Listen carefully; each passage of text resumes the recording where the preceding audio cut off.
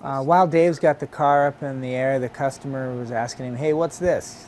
So they were chasing down an oil leak. So you saw some oil there back on the transmission mount, but go ahead and look upwind of the thing. You know, as you're driving down the road, anything that leaks is going to spray the oil back towards the back of the car. So he's looking here for different potential leaks here. And there's one bolt there that has a seal on it, and he thinks that's where most of that oil could be coming from. It's obviously not coming from the axle seal there, so the wind's blowing the oil back from that little seal there.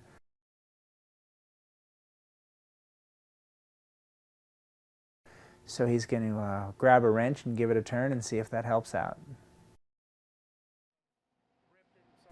It's a minor enough leak, no need to sell him anything here.